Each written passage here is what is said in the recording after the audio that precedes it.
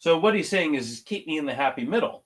But you see, the problem is that what is enough to cause someone to deny the Lord, and it's not that we say that there is no God, it's that we don't need God. When he says that, it will cause me to deny you, the matter is that I don't need God. I'm okay on my own. I've got this. I am self-sufficient. There's no such thing as self-sufficiency. Everything we have, including our next breath and our next heartbeat, is dependent upon the good pleasure of God himself.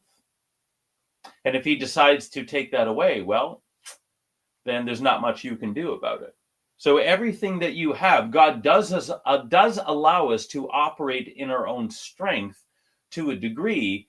And this is a lot of where that orphan spirit comes in that I was speaking about while I was in Uganda so much.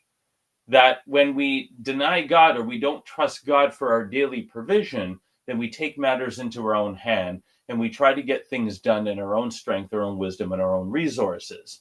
By the way, none of which are sufficient and will also make you tired, especially if God is trying to get your attention and trying to realign your perspective.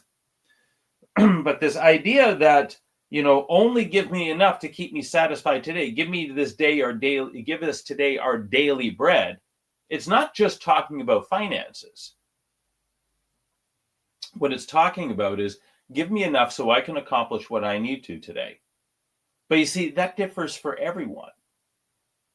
And we have to make sure that we're focused on the right heart issue. The the daily provision for Israel was to see whether they would be obedient to God.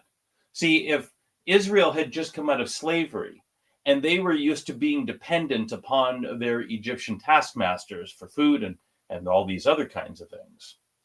And what God was doing, he was retraining them to understand that God is going to provide. Now, when they were going to get to the land, they were going to start to settle in and they were going to have the opportunity to grow their net worth, as it were. But while they were in the desert, it was too soon after coming out of slavery. When you have someone who comes out of an abusive situation, you can't just expect them to operate normally.